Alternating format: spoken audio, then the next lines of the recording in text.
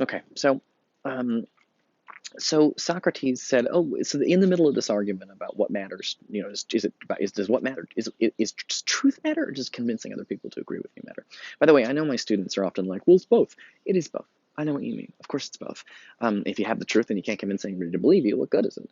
But for Socrates, it feels like a choice between the two, because the people that care about persuasion also don't care about truth. And so Socrates is trying to sort of, they're a dangerous group because they really don't give a shit about the truth. They just want to win all the time. Some people want to do the right thing, and some people want to win all the time, no matter what, even if it's lies. Um, you may be able to think of some political figures that will try to win at any cost, regardless of whether what they're saying is true. So in the piece, he says, "Well, I wonder." At the top of 19, I mentioned this last time, but Socrates, just like I ask you guys to do in your papers, where I say, "Can you consider objections?" Socrates says, "Well, let's talk about what do you think Lysias would say?" He says, "Well, Lysias would say it doesn't matter about the truth, and it's just about winning an argument. And even if lies win your argument, tell lies." And Socrates doesn't like that at all. So he says this is because one of his main points is that Lysias, who is a member of the Sophists, who cares about rhetoric, those guys will do whatever it takes to win an argument, including lie. And Socrates says, "Well, this is bad. This isn't a real school. You shouldn't go to the schools. It's a terrible place full of terrible people." And he says, "Here's the way to do it." So Phaedrus says, "Okay, well, what's the right way to do it?" Socrates says the right way to do it. So let's take a look at that now. So Socrates here says, um, "Shall we say a word to him or not?" Meaning, because this is the part of your paper where I ask you guys to consider objections. So it's here and here that Socrates imagines what Lysias would say. Lysias would tell you, "Do whatever it takes to win, even lie." And Socrates says, "Well, that's not the right way to do it. What should we say to him? And let's explain to him what's wrong with that." Um, just like the way I ask you to do in your papers. I can't tell you how happy I am about this line at the bottom of 20, where he says, "May not the wolf, as the proverb said, claim a hearing?" Meaning, shouldn't we give our enemy a say? That's a really nice way to put that. Give the wolf a hearing. Listen to your enemy. In your papers, include what you think your enemy would say against you, and then tell me what's wrong with what you imagine they said. And so Socrates does that here. He says, here's how real this is how Lysias thinks it is. This is how Lysias thinks it is, and he says this is how Lysias thinks it is, and here is an example that Lysias might use. And then he says, let's say to him the right way to do it. Let's tell him that before he appeared, you and I were saying that the probability here means believability, right? If something's probably true, you notice how probability just tells you what's likely. It doesn't tell you what actually happened. And these guys, Lysias, only cares about what's believable, what's probable, where Socrates wants the truth, even if it's unusual, even if it's unlikely. So he says, let us tell him that before he appeared, you and I were saying that the probability, the believability, of which he speaks, was engendered in the minds of the many by the likeness of the truth, meaning people believe it because it seems similar to truth. And we had just been affirming that he who knew the truth would always know how best to discover resemblances of the truth, right? If you want to, it's good. It's useful to know what the truth is if you want to trick somebody, because when you trick somebody, you're trying to tell somebody something that seems like it's true. Well, if you don't know what truth is, how are you going to know what seems like the truth? He says this is how they confuse people. Um, so he says, if he had anything else to say about the art of speaking, we should like to hear him, meaning if he has a defense. But if not, we are satisfied with our own view. So here is his own view. He's going to tell you what he thinks. This is what Socrates thinks. Unless a man estimates the various characters of his hearers, that's a typo, I really apologize for that. I know this is confusing enough without my bullshittery, but that should be hearers, the people that can hear them, not heaters. That unless a man estimates the various characters of his hearers, meaning you got to understand the audience. Who's in the audience? Unless you can understand who the audience is, and is able to divide all things into classes, meaning different groups and subdivisions, and to comprehend them under single ideas, he will never be a skillful rhetorician, as a speech maker, even within the limits of human power. Right? He says, listen, unless you understand people, unless you understand audiences, you're never going to be able to convince them of anything. Okay, so that's number one. Let's see what else he says. And this is true for this is true for your papers also. We talked about this last time, that in your papers you're often right. You got to figure out what the professor wants. You got to figure out how does the professor want your papers to look. Me, for example, and most of your professors want a typed double-spaced page. They want 12-point font. They want a staple in the corner. They want some kind of bibliography at the end with all that technical information. Right? That's what they want. That's the audience. If your audience is professors, that's what professors want it to look like.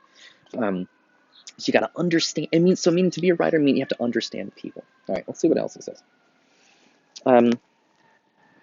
He says, and this skill, meaning the ability to understand people, he will not attain without a great deal of trouble, which a good man ought to undergo, not for the sake of speaking and acting before men, but in order that he may be able to say what is acceptable to God, and always act acceptably to him, as far as in him lies. Now, I realize we've headed into religious territory here, because he says, what Socrates says is, this is a little troubling, because this is not a religion class, and I'm not here to teach you about God and religion, but let's stop for a second and kind of look at this. What Socrates says is, the Lysias, who does rhetoric in the group called the Sophists. I'm sorry I keep doing that, but I meant to do that earlier in the semester and I just forgot. Lysias, who does rhetoric with the Sophists, he says, you just got to convince people to agree with you. It doesn't matter if it's true or false. And Socrates says, you have to understand people, not so you can convince people, but so that you can be true to God. Now, I'm not asking you to be religious. I don't need you to believe in God. I'm not really a religious person myself. But when he says God, I would like you to think about that as being like the truth. You have to, just like religious people want you to be faithful to God. Socrates wants you to be faithful to the truth. Now, obviously, for him, he thinks God is real and he thinks God is the truth. But you don't have to believe in God to make this book make sense. Just think about it as he says, your loyalty shouldn't be to convincing other people. It should be to telling the truth. But the way he puts it is, don't focus your time trying to manipulate other men. Do what's right before God. The truth, aka the truth. And you remember all that stuff. Remember, don't forget that Socrates considers truth, beauty, justice. There's other things. Truth, what is it? Truth, beauty, justice. Son of a bitch. Truth, beauty, justice, goodness, ethics, all that stuff. Remember, he considers that holy. Right? He said you see that in heaven with the god Zeus and all that. So remember that he sees the truth and beauty and justice as being fundamentally holy, heavenly, higher things. And so he wants you to be faithful to that, not to people. Don't manipulate people. Seek after heavenly things. Seek after the truth. Seek after goodness, beauty, justice, etc. Okay, cool. Okay, so he says you have to try to tell the truth. And he also says it's a good deal of trouble. This is an important line too. He says a person's able to understand their audience, the various characters of his hearers, and is able to divide all things into classes and comprehend them under a single various characters of... sorry, I fucked that up. Unless a man estimates the various characters of his hearers and is able to divide all things into classes and comprehend them under a single idea, he will never be a skillful rhetorician, even with the limits of human power. And this skill he will not attain without a great deal of trouble, which a good man ought to undergo. He says it's very difficult, what Socrates is asking of you. It's very difficult. It's a good deal of trouble. It's difficult.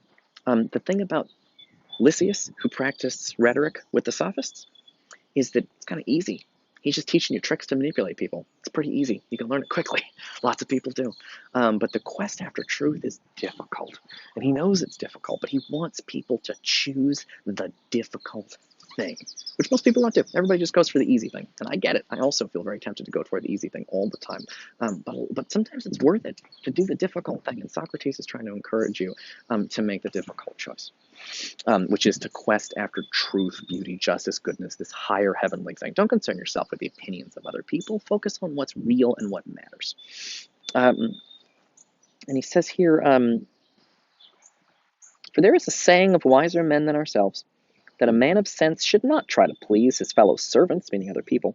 At least this should not be his first object, but his good and noble masters. Right? Don't try to please the other servants. Try and please your masters. But of course, what he means here is God. Don't try to please other people. Try to please God.